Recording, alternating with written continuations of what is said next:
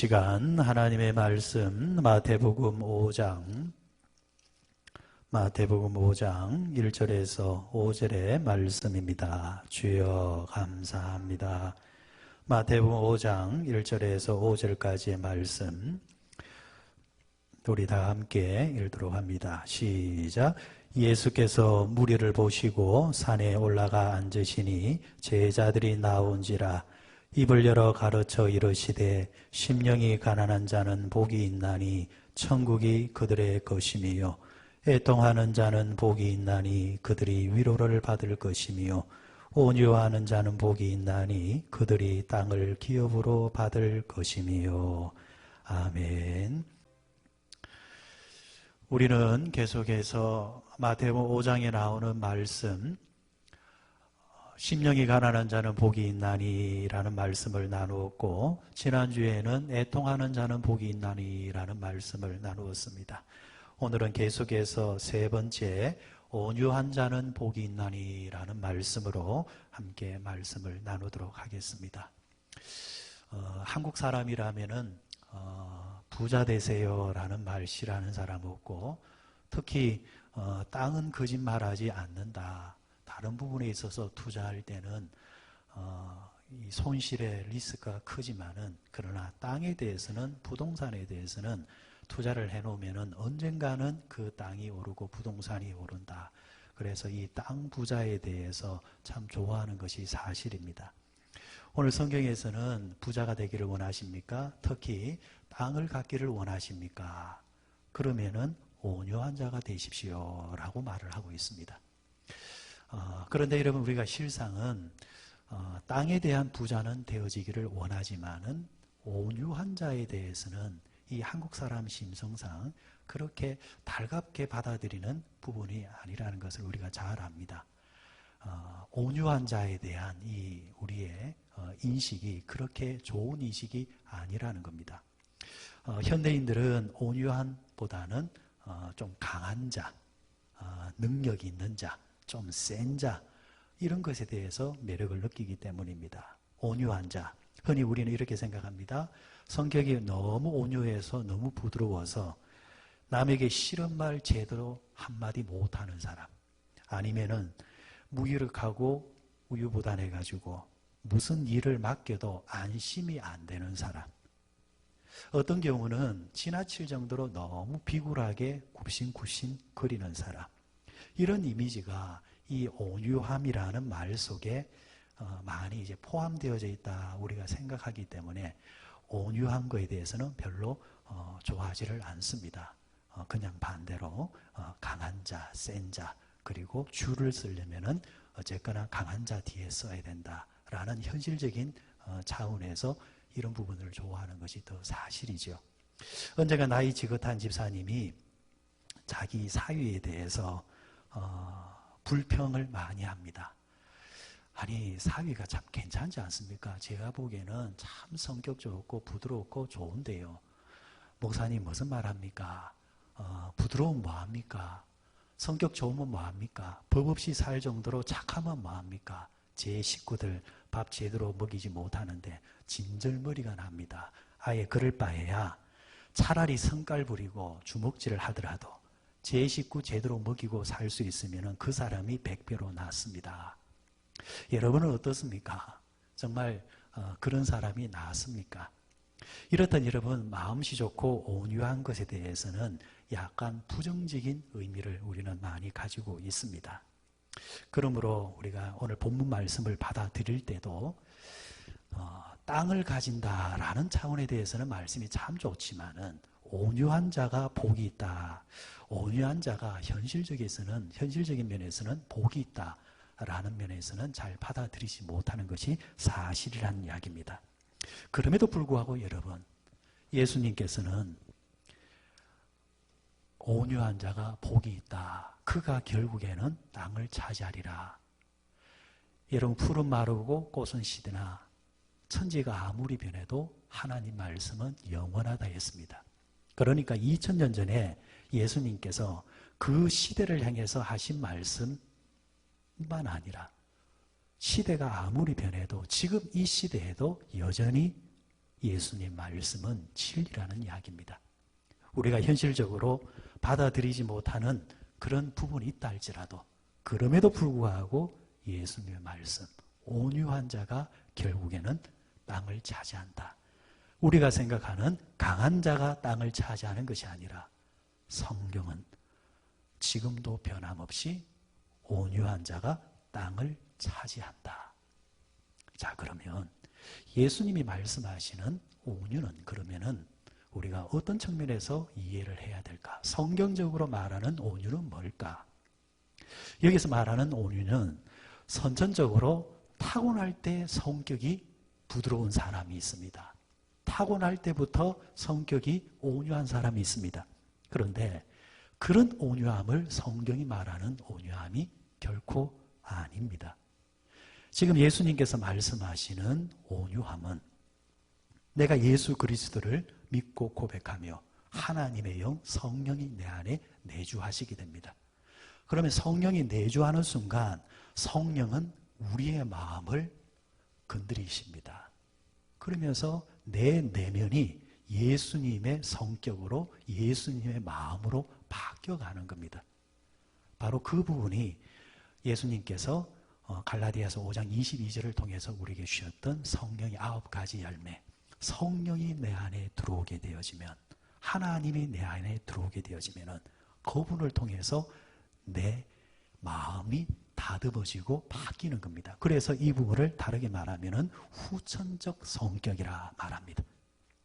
타고날 때에 가지는 온유함이 아니라 예수님을 만나서 성령을 통해서 만들어지고 다듬어진 그 성품, 후천적인 성품, 바로 그 후천적인 성품을 통해서 나오는 온유함을 말하는 겁니다. 그래서 근본적으로 타고날 때 가지는 온유함과 예수를 만나서 가지게 된 온유함은 이 수준과 질적으로 전혀 다르다라는 이야기입니다. 사실 여러분, 우리 모두에게는 충동을 받으면은 야생마처럼 난폭해지는 부분이 있습니다. 누가 더 조금 더 참을 수 있느냐, 안 참느냐, 누가 더 욱하고 덜 욱하고, 시간적인 문제고 정도의 문제지 누구나 할 것 없이 사람의 기질 속에는 야생마처럼 난폭한 부분이 다 있다라는 겁니다. 그런데 그런 성품 속에 성령님이 찾아 들어오십니다. 성령님이 찾아 들어오셔서 그 사람의 마음을 이제 만지시는 거예요. 성령님의 그 만지심을 통해서 성령님이 그 사람의 마음을 이제 핸들링을 하는 겁니다. 내가 조절하는 것이 아니라 성령이 그 사람의 마음을 이제 조절하는 겁니다. 그래서 성령을 통해서 통제되어지고 성령을 통해서 균형 잡히는 것, 바로 그런 성품이 온유함이라고 말할 수 있습니다. 예수님께서는 온유한 성품을 가지셨습니다. 그래서 예수님 속에서는 예수님을 통해서 우리는 앞서 나왔던 성령의 9가지 열매의 성품을 우리가 보게 되는데, 성령의 9가지 열매가 뭡니까? 사랑과 희락과 화평과 오래 참음과 자비와 양성과 충성과 뭐라 했습니까? 온유라. 온유와 절제니 예수님의 성품 속에 온유가 들어가 있다는 거예요. 그래서 예수님께서 나를 따라오너라. 나는 온유한 자니라. 성령을 모시고 산다라는 거, 예수님의 말씀을 붙들고 살아간다라는 거, 그 사람이 온유함을 가지게 되는 겁니다. 그런데 반대로 내가 성령을 받았다, 성령 충만하다, 예수님을 따라 산다 하면서도 온유하지 못한다고 한다면 그 사람은 지금 자기 자신을 속이는 것이고 모순에 빠지는 것이다라는 것. 우리가 온유한지 아니한지를 그러면 어떻게 하면 알 수 있을까? 자, 온유하다, 온유하지 않다라는 것을 그러면은 무엇으로 우리가 알 수 있을까? 첫 번째, 하나님 앞에서의 나의 마음의 자세를 보면 그 사람이 온유한 사람인지 온유하지 않는 사람인지 분별이 되어집니다. 내가 하나님 앞에서 어떻게 처신하는가를 보면은 그 사람이 온유한지 아니한지가 분별이 된다라는 이야기예요. 예를 들면은 하나님 앞에 이 온유한 사람, 대명사를 찾으라면은 저는 단연코 욥이라 말할 수 있습니다. 욥은 하나님 앞에서 온유한 자였습니다. 하나님 앞에 온유한 자였기 때문에 그는 결국 하나님을 통하여서 땅의 축복을 배로 받습니다. 우리가 잘 아는 욥의 이야기지요. 욥의 인생이 어땠습니까? 그는 원래 애시당초 부자였습니다. 동방에서 가장 의로운 자였고 가장 부자였고 모든 사람들이 흠모하고 부러워하는 그런 부자였습니다. 자랑스러운 10남매 자녀들을 데리고 있었습니다. 사람들을 만나면은 언제든지 자식 자랑할 수 있을 만큼 정말 잘난 자식들 10명을 데리고 있었습니다. 그리고 절세에 미인 아내가 있었습니다. 죽도록 쓰고 남음이 있는 부를 가지고 있습니다. 집안에는 수많은 종들이 주인님 주인님 하면서 고개를 숙이고 있습니다. 이 정도 되면은 여러분 정말 그 모든 사람들이 부러워한 인생이요 부족함이 없는 인생 아니겠습니까? 그런데 여러분 그런 부한 자가 하루아침에 모든 것을 잃어버립니다. 여러분 이 부분에 대해서는 우리가 중요한 교훈을 하나 얻을 수 있죠. 지금 여러분들이 뭔가를 누리고 있고 가졌다고 해서 결코 여러분 인간적으로 자랑하지 마십시오. 어떤 분들은 나 주식으로 투자해서 돈 많이 벌어서 자랑하지 마십시오. 하루아침에 날아갑니다.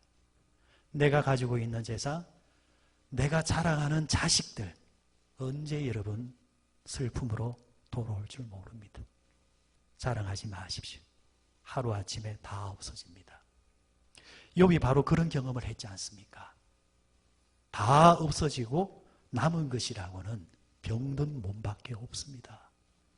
그 병든 몸도 기와장을 떼다가 긁어야 할 정도로 너무 불쌍한 인생이 되어버렸습니다. 하루아침에 그렇게 되었습니다. 자, 이때에 욥이 하나님 앞에서 어떻게 처신을 하는가를 우리 한번 보십시다. 이럴 때 욥이 하나님 앞에 어떻게 처신을 하느냐? 욥기 1장 21절에 보면은 이 고백을 통해서 그가 하나님 앞에 얼마나 바르게 처신을 하는가를 볼 수 있습니다.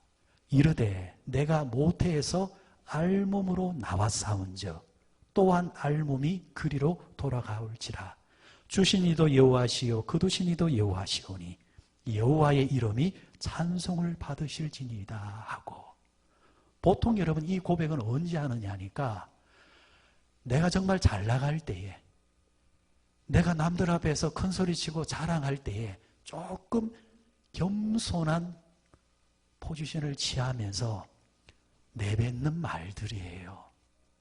그런데 욥은 완전히 바닥에 떨어졌을 때에 기와장을 떼다가 자신의 몸을 긁어야 하고 자랑스러워하던 재산, 자식, 부인 다 없어진 가운데서 완전한 절망의 자리에서 한다는 이야기가, 내가 애시당초 알몸으로 나왔고 하나님이 주신 것 가지고 살다가 하나님이 도로 가져갔는데 내가 무슨 하나님 앞에 이런 궁처럼 말하겠느냐.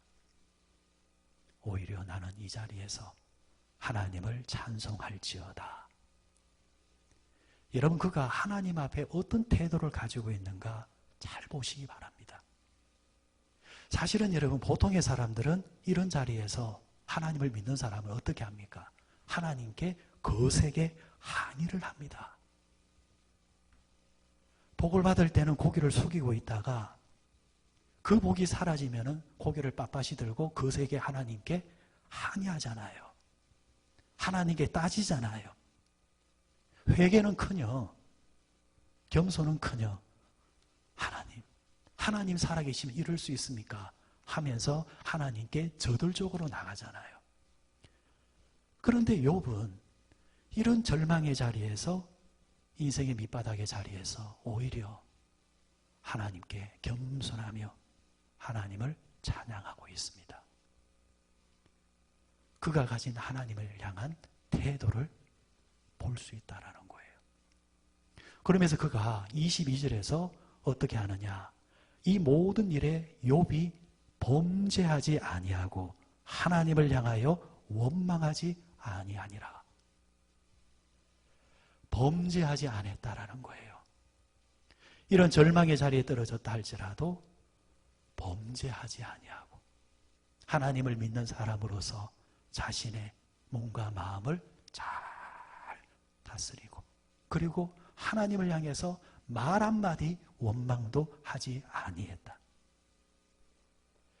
그런 면에서 여러분, 욥은 온유한 자의 기념입니다.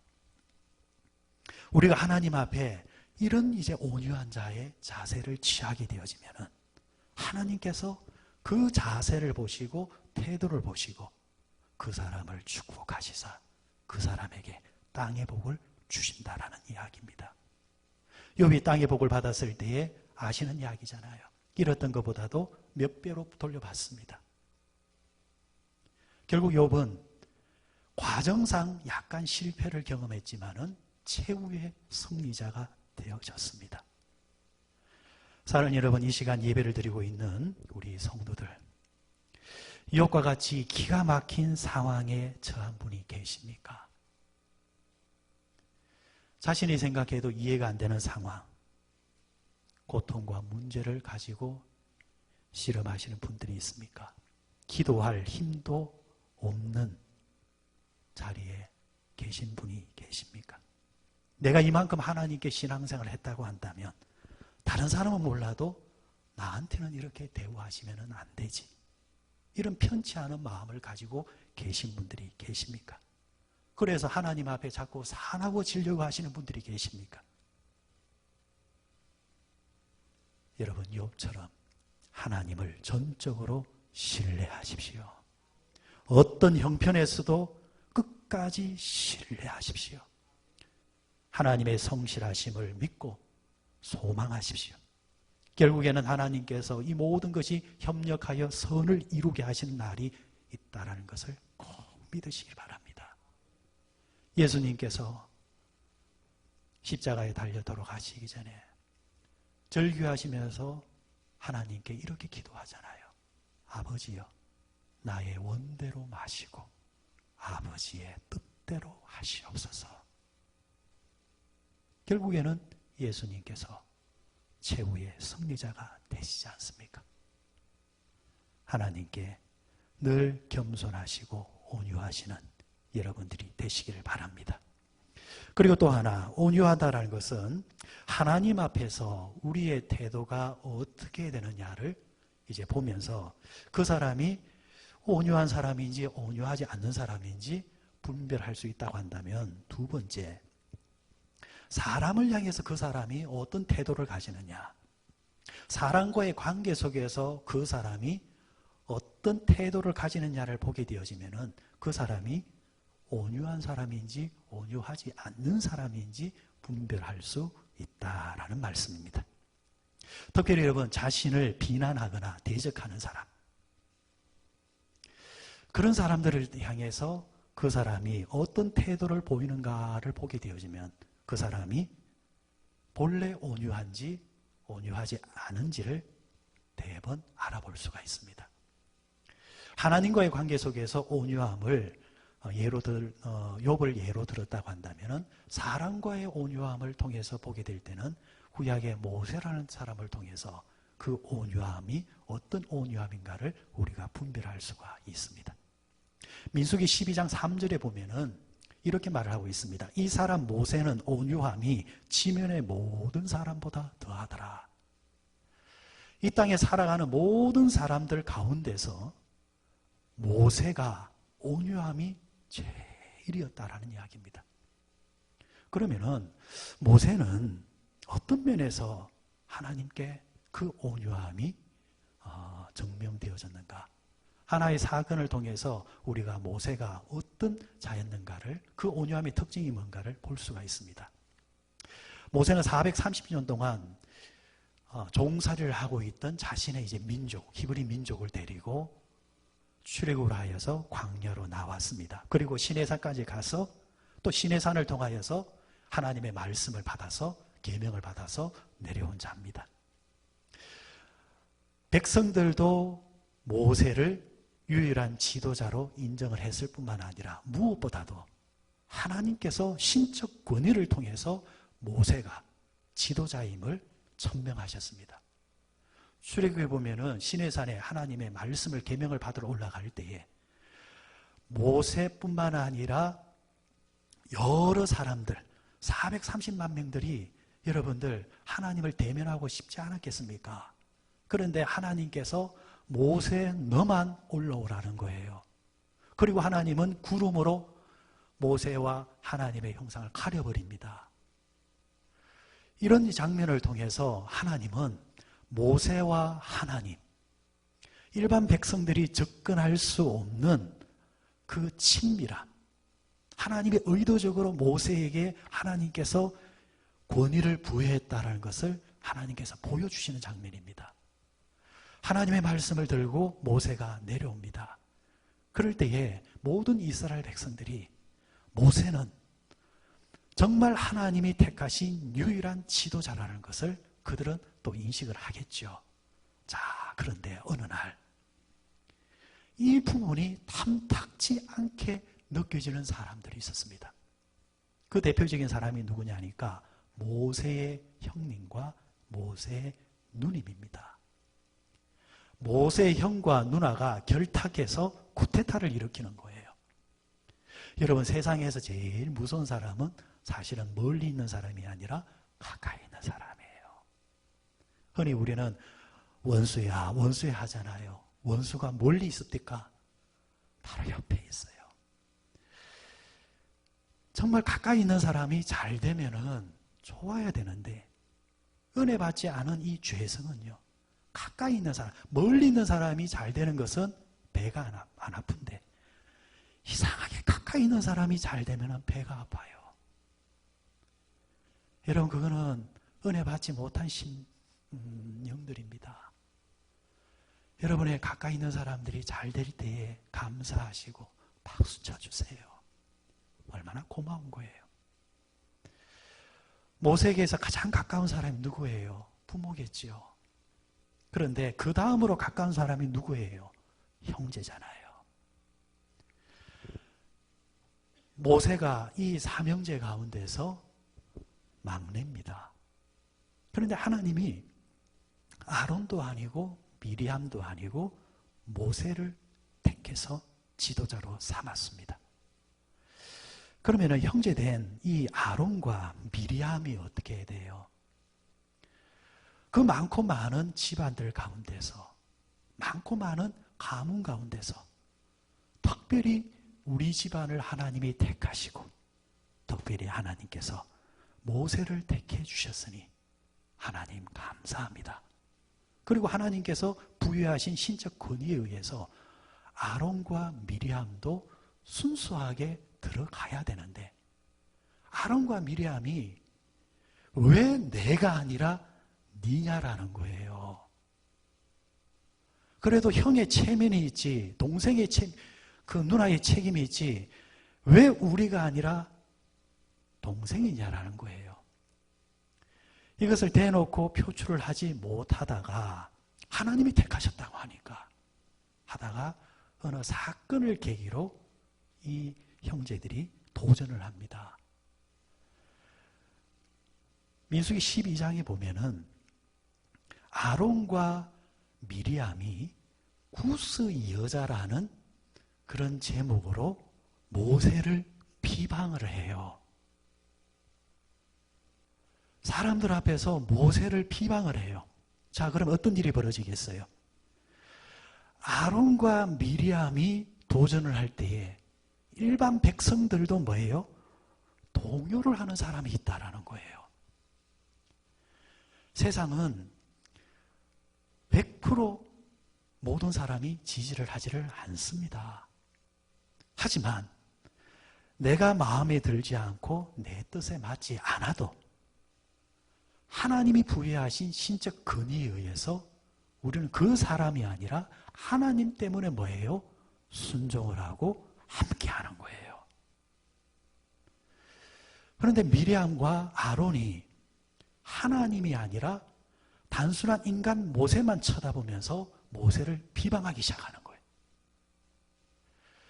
구스 여인을 했습니다. 구스 여자라는 이유로. 자, 모세의 아내가 구스 여인. 그러니까 지금으로 말하면은 이디오피아입니다. 그러니까 흑인이에요. 어떻게 모세 당신 지도자가 우리와 다른 혈통의 여자를 아내로 둘 수 있느냐라는 거예요. 그러면 여기서 말하는 구스 여인은 누구를 말할까? 두 가지 학설이에요.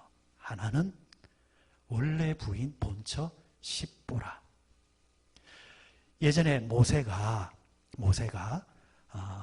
애굽에서 살인 사건을 저지르고 자기 의협심에 저지르고 바로에게 이제 도망을 쳐서 어디로 갔습니까? 미디안 광야로 갔지요.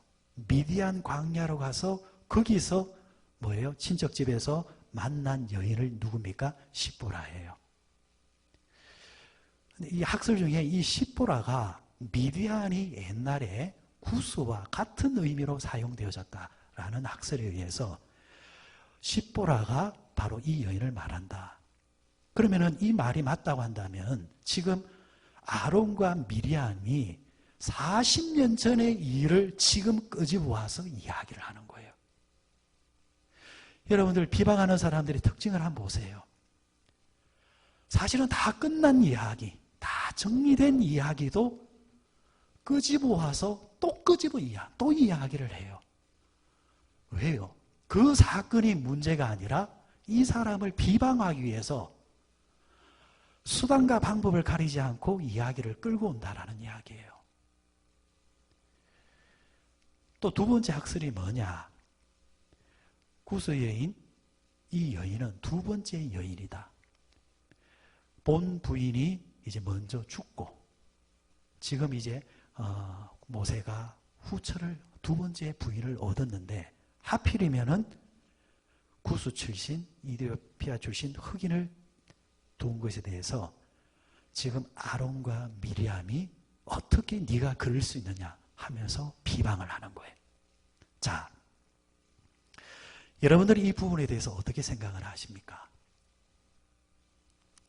두 번째 학설이 맞다고 칩시다. 그러면은 여러분들은 어떻게 하시겠어요? 저는 그런 생각을 해봅니다.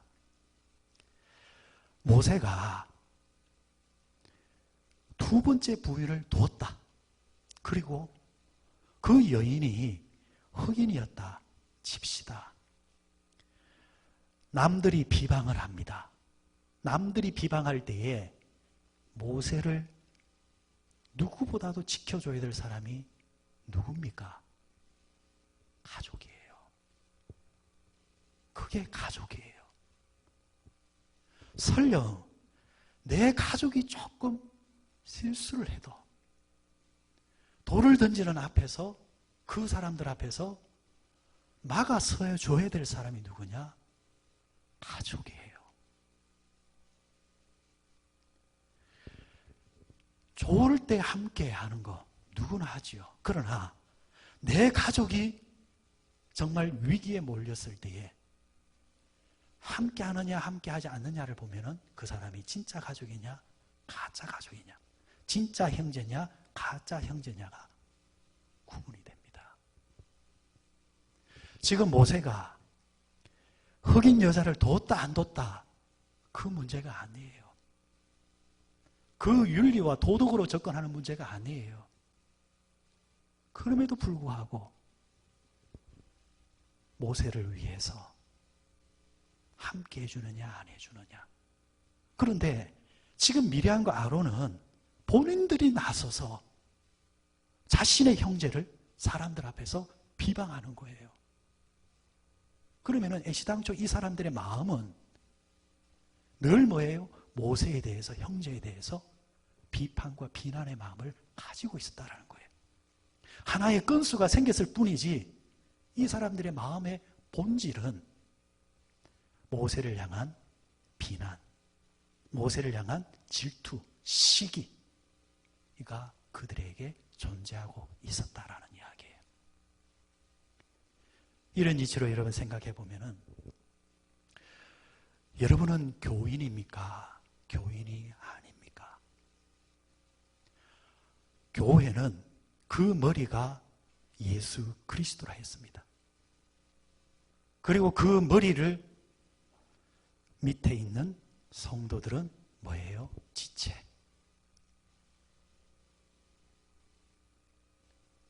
운명 공동체예요. 영적인 가족이라는 거예요.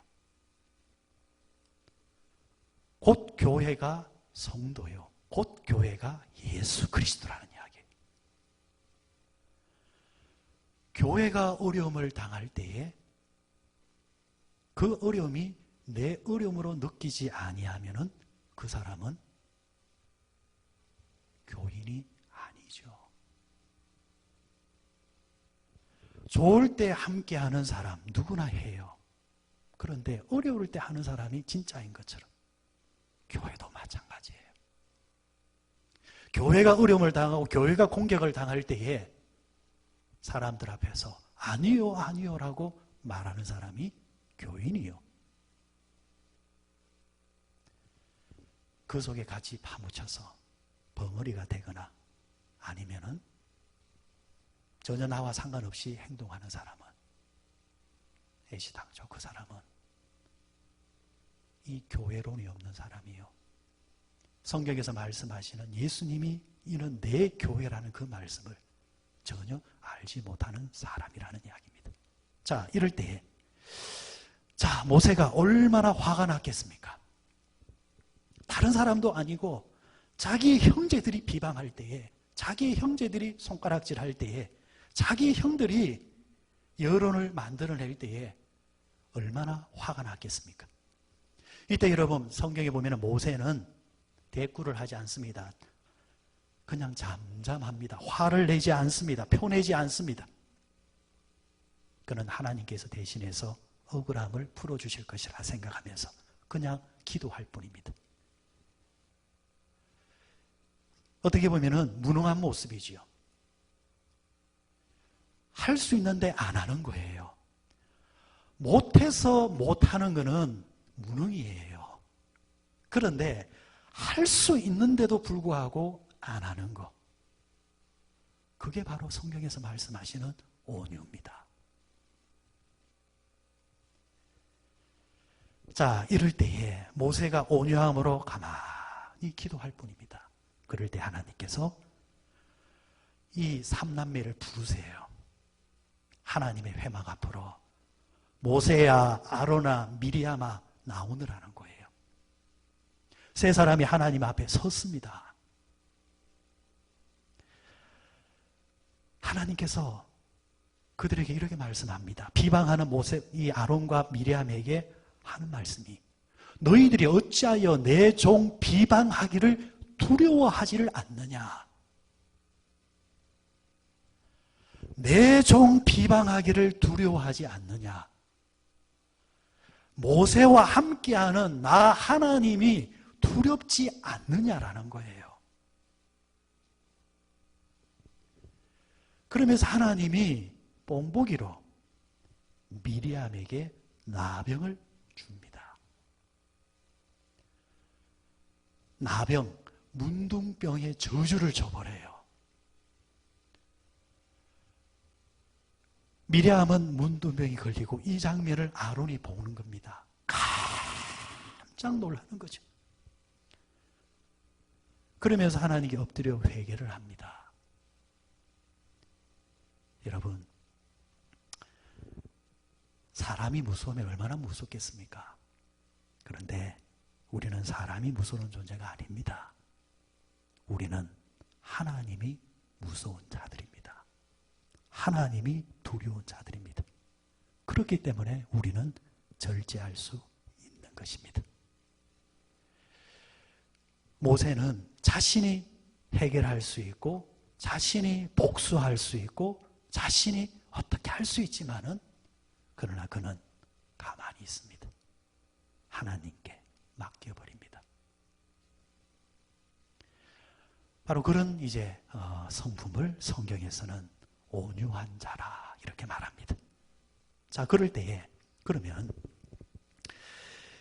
구약에 나오는 욥의 온유함이나 또 그 나오는 모세의 온유함을 이제 종합해 보면 성경이 말하고자 하는 온유함은 그러면은 어떤 말일까? 철학자 아리스토텔레스는 이런 말을 합니다. 온유는 격렬한 분노와 전혀 화를 내지 않는 것의 중간이다. 격렬한 분노가 있고 전혀 화를 내지 않는 가운데 있는 중간이라는 거예요. 이 말이 뭘까? 저는 이렇게 결론을 내렸습니다. 힘과 부드러움에 조화라. 힘과 부드러움에 조화라. 힘이 있지만은 그 힘을 발휘하지 않을 때가 있고 때로는 그 힘을 바르게 발휘할 때가 있다라는 이야기예요. 이 말씀을 잘 이해하면은 성경이 말하고자 하는 본래의 온유함이 뭔가를 우리는 정확하게 꿰뚫어 볼 수 있습니다. 온유는 항상 무엇과 연관되어 있느냐? 힘과 연관이 되어 있습니다. 힘이 없는 자가 온유한 것이 아니고 힘이 있는 자가 가지는 온유함을 말하는 거예요. 그런데 그 힘을 어떻게 한다는 말이에요? 조절하는 능력이 있다라는 거예요. 예를 들면 여러분, 지금 여러분 앞에 서 있는 제가, 유 목사가 온유하다. 이것은 성경이 말하는 온유함과는 조금 거리가 멀어요. 왜? 목사이기 때문에 온유해야 되고 온유한 척이라도 해야 되기 때문에. 그런데 예를 들면은 절대 권력을 휘두를 수 있는 대통령이 온유하다. 군에서 대대장이 온유하다. 그러면은 그 사람에게는 감동이 오는 거예요. 마태복음 12장 20절에 보면 이렇게 말합니다. 상한 갈대를 꺾지 아니하며 꺼져가는 심지를 끄지 아니하기를 심판하여 이를 때까지 하리니. 예수님은 상한 갈대를 꺾지 않는다 했습니다. 생갈대는 꺾을 때 힘이 들지만 상한 갈대는 잘 꺾입니다. 꺾을 수 있는데 꺾지 않겠다라는 거예요. 왜요? 예수님이 온유하시기 때문입니다. 예수님은 꺼져가는 심지를 끄지 않는다 했습니다. 꺼져가는 심지 훅 부르면 됩니다. 그런데 예수님이 안 하겠다라는 거예요. 왜요? 온유하시기 때문에. 다시 말해서 행동을 취하면 무조건 이기는 게임인데도 불구하고 그러나 이기기 위해서 내가 그러지 않겠다라는 이야기예요. 왜요? 그 속에 예수님이 온유하기 때문에. 이긴다라는 말은 다르게 말하면은 자신의 유익과 관계가 있습니다. 내 유익을 위해서는, 내 이익을 위해서는 이겨야 되는 거예요. 그런데 내 이익과 반해도 때로는 뭐예요? 져주겠다라는 거예요. 왜요? 예수님은 온유하시기 때문에. 그래서 예수님의 생애를 가만히 보시면은 자신의 유익을 위해서는 단 한 번도 화내신 일이 없더라는 거. 예수님을 향해서 많은 사람들이 나사렛 촌놈이라 말할 때 예수님이 욱하지를 않습니다. 예수님을 향해서 모욕과 경멸 어린 말들이 주어질 때도 예수님은 단 한 번도 화를 내지 않습니다. 바리새인이 예수님을 초청해서 의도적으로 예수님께 비아냥 그릴 때도 예수님이 그 부분에 대해서 절대로 화를 내지 않습니다. 그럼 예수님께서 화를 언제 내셨는가? 하나님의 성전이 뭐예요?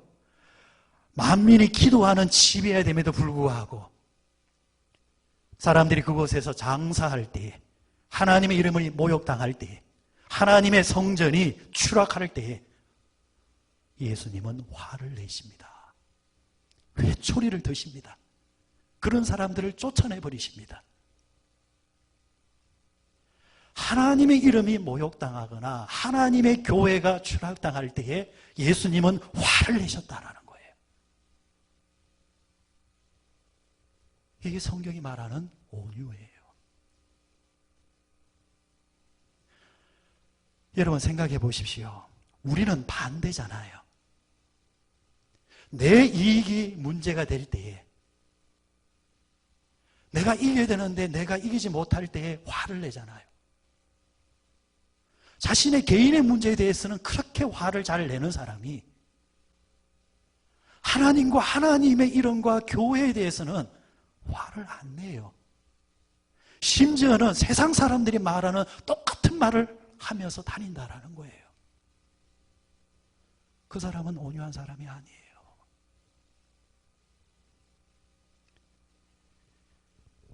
오늘 이 예수님이 온유하신 그 태도를 보면은 우리가 언제 화를 내야 되고 언제 화를 내지 말아야 되는가 분별할 수 있다라는 것.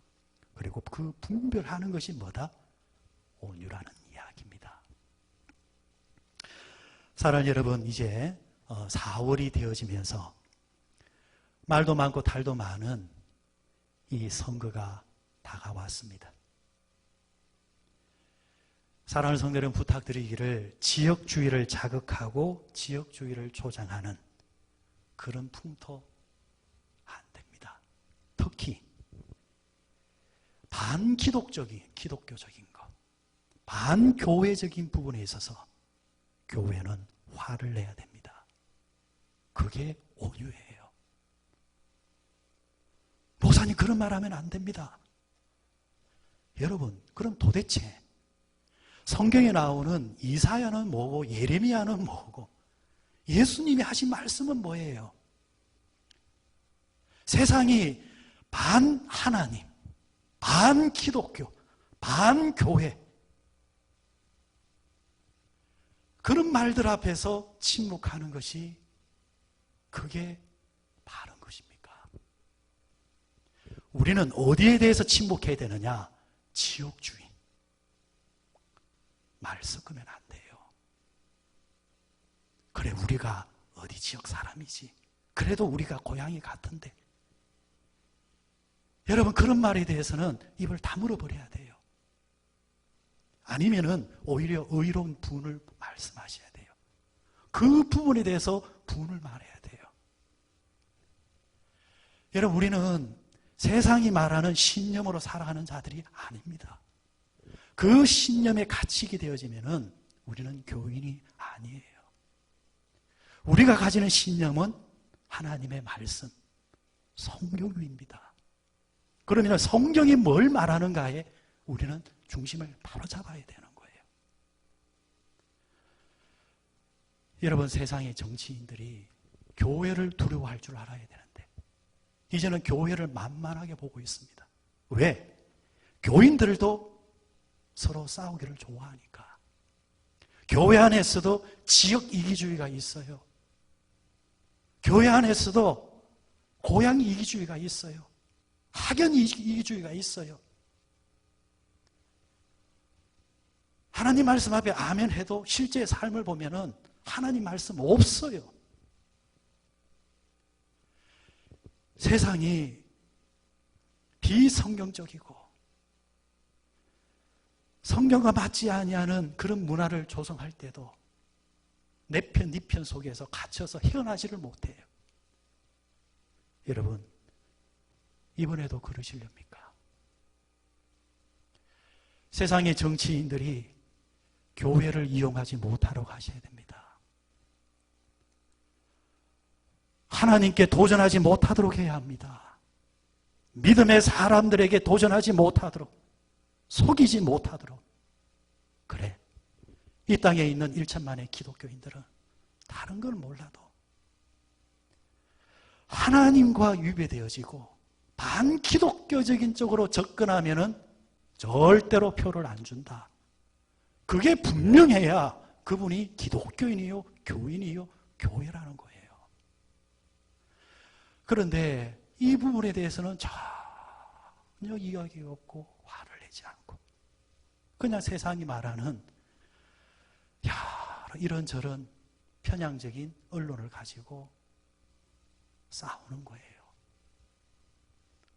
잘못한 거예요. 여러분, 기독교인들은 결코 세상과 구별될 수가 없습니다. 세상이라는 나라 속에 하나님의 나라를 확장시켜가는 자들이 교회요, 기독교입니다. 세상이라는 곳에서 방주라는 하나님의 나라를 통해서 하나님의 나라를 회복시키시고 찾아가는 자들이 기독교인들입니다. 그럴 때 여러분, 우리 믿음의 사람들은 이번 투표를 통해서 지역 이기주의를 떠나고 학연을 떠나고 그냥 내 편이니까 네 편이니까 밀어주는 거, 그거는 가짜입니다. 진짜는 그런 것을 다 떠나서 하나님께서 무엇을 원하는가, 하나님께서 원하시는 나라를 위해서, 성경적인 것을 위해서 선택할 줄 알고 그 위에 서는 자들이 바로 교인이라는 것. 화를 내지 말아야 될 때 화를 내는, 화를 내야 될 때 화를 안 내는 그런 비겁한 자들이 아니라 내 개인적인 이익을 다 떠나서 하나님 앞에서 살아가고 선택할 줄 아는 자가 바로 그리스도인이라는 것을 우리가 꼭 기억해야 될 줄 믿습니다. 니체라는 철학자가 이런 말을 했습니다. 온유한 자가 복이 있다. 웃기는 소리 하지 마라. 온유는 약자의 덕이고 노예의 덕이다. 강자들은 비웃는다. 그러면서 니체는 초인의 힘을 이야기했습니다. 초인의 정신을 가져야 된다. 강해야 된다는 겁니다. 쉽게 말하면 슈퍼맨이 돼야 된다는 거예요. 믿을 게 없다라는 거예요. 내 스스로가 강해져서 내가 슈퍼맨이 되어야 된다는 거예요. 그런데 여러분, 그렇게 말했던 자가 어떻게 끝난 줄 아십니까? 자기가 어떻게 죽는지도 모르는 정신병자로서 그의 생애를 마감했습니다. 여러분, 혹시 우리 안에 이런 니체의 이런 근성은 없는지요? 내가 생각하는 것이 맞다. 내 신념이 맞다. 여러분, 속지 마십시오. 여러분의 신념, 나의 신념은 언제든지 틀릴 수 있습니다. 그러나 하나님의 말씀은 내 감정과 달리 항상 정확합니다. 온유는 뭐냐? 내 감정을 거스르면서 하나님이 원하시는 말씀에 움직이는 그 마음을 다룰 수 있는 능력, 그것을 온유랍니다. 그래서 오늘 본문에 나오는 온유라는 말을 신약의 말로는 야생마에서 나왔습니다. 주인을 만나기 전에 야생마는요, 지 신념대로 사는 거예요. 전방지축이에요. 지 생각이 맞는 거예요. 그런데 그 야생마가 사람에 의해서 길들여집니다. 길들여질 때에 천방지축으로 날뛰던 그 야생마가 주인의 신호에 따라서 가기도 하고 멈추기도 합니다. 다듬어지기 전까지의 야생마는 본능에 따라서 움직입니다. 그 본능이 자기의 신념이에요. 그래서 목이 마르면은 무조건 달려가서 물을 마셔야 되고, 위험이 느껴지면은 무조건 도망가야 되고, 자기보다 약한 말이 보이면은 지 박아야 되고. 그런데 사람에 의해서, 주인에 의해서 다듬어질 때에 아무리 목이 말라도 주인이 기다려 하면은 기다립니다. 불구덩이가 있어도 주인이 가자 이러면은 겁이 나도 불안해도 그 불 속으로 뛰어드는 거예요. 왜요? 본능을 거스리는 주인의 훈련이 들어가 있기 때문에. 그러니까 다듬어진 성품, 다듬어진 것, 이것이 마태에서 말하는 온유를 말하는 겁니다. 우리가 신앙생활 하면서도 이 다듬어지지 아니하는 야생마와 같이 내 생각, 내 신념, 그걸로 신앙생활하는 사람은 없는지요. 흔히 여러분들 이런 성품들을 우리가 좀 비유로 쓰지만은 곤조 부린다 하지요. 뭐 이유 불문 없는 거예요. 자기 속에서 치밀어 오르는 그걸로 흥분하고 부딪히는 거예요. 그런데 여러분, 진짜 하나님을 만난 사람, 성령님을 만난 사람은 그런 부분이 치밀어 오른다 할지라도 그것을 거스르면서까지 하나님께서 말씀하시는 그 자리로 가는 거예요. 이것이 판단되어지고 이것을 행할 줄 아는 자, 그 사람이 온유한 자이고, 바로 그 온유한 자가 결국에는 땅을 얻게 된다. 결국 그 사람이 성자가 된다라는 이야기입니다. 여러분, 욥처럼 사십시다. 하나님 앞에서 내가 어떤 상황 속에서든지 하나님 앞에서 함부로 하는 자, 하나님께 대적하려고 하고 하나님께 자꾸 화가 나려고 하고 하나님이 살아계시면은 내가 어떻게 이럴 수 있느냐라는 생각이 치밀어 오를 때도, 그럼에도 불구하고 주여 뜻이 있을 줄 믿습니다. 때가 되어지면 하나님께서 회복하실 줄 믿습니다. 그것이 아니라고 한다면 하나님 나라에서 분명히 하나님께서 다 선하게 역사하실 줄 믿습니다.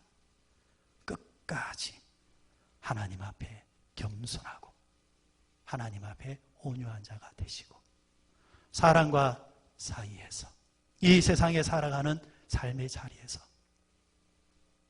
하나님이 모욕당하거나 하나님의 교회가 모욕당하거나 신앙이 모욕당할 때에 화를 낼 줄 알고, 그리고 자기의 개인의 부분에 있어서는 할 수 있지만 그러나 하나님께서 기뻐하는 사람은 그런 모습이 아니야 하면서 자기의 마음을 다스릴 줄 알고, 다른 이들의 이익과 하나님의 교회와 바른 것을 위해서는 여러분들 이렇게 불 속이라도 뛰어갈 수 있는 그런 열심, 모세와 같은, 욥과 같은 그런 성품을 가지셔서, 그리고 예수님과 같은 온유한 자가 되셔서 그 자가 땅을 기업으로 받을 것이다, 땅을 받을 것이다 라는 이 말씀의 축복처럼 그런 아름다운 축복의 자리에 들어가시기를 주의 이름으로 축원드립니다. 하나님 아버지 감사합니다. 사랑하는 우리 성도들, 주 안에서 오늘도 예배를 드리고 각자의 처소에서 하나님께 또 고개 숙여 예배를 드리는 성도들이 있습니다. 오늘 성경에서 온유한 자가 복이 있다 말씀하셨습니다. 이 온유함은 하나님에 의해서, 성령에 의해서 다듬어 지어지고 하나님에 의해서 만들어진 성품, 하나님을 바라보는 그 성품, 하나님 모세와 같은 성품을 담게 하시고 욥과 같은 성품을 담게 하시고 예수님을 따라가는 성품이 되게 저희들을 인도해 주옵소서. 우리는 나를 위해서는 화를 잘 냅니다. 내 신념을 위해서는 화를 잘 냅니다. 자신의 고집과 자신의 살아온 그 가치관을 위해서는 화를 잘 내지만 하나님과 하나님의 나라와 교회와 내가 가진 신앙을 위해서는 화를 잘 내지를 않습니다. 하나님 앞에 비겁한 우리의 모습은 없는지요? 신앙인으로서 비겁함은 없는지요? 이스라엘 모든 백성들이 골리앗 앞에서 비겁하게 행동하는 것처럼 우리는 그러지 않는지. 그러나 그 가운데 다윗은 나는 만군의 여호와 이름으로 가노라 하면서 하나님 앞에서 열심을 다하는 그 모습, 결국 그가 이스라엘의 왕이 되어지고 그 나라의 땅을 차지하는 모습을 보았습니다. 하나님 살아계신 줄 믿습니다. 오늘도 각자의 삶의 자리에서 이 온유한 성품을 가지고 나를 위해서는 겸손하고 때로는 손해를 볼 줄 알고, 그러나 하나님과 하나님의 나라를 위해서는, 신앙을 위해서는 언제나 불 속이라도 들어가서 그런 자들이 되어져서 최후의 승리자가 되어지게 하시고 복 있는 자들이 되어지게 하시고 하나님께서 기뻐하시는 은혜의 방법들이 많이 나올 수 있도록 우리 하나님 축복해 주시기를 원하오니 예수님의 이름으로 간절히 기도드리옵나이다.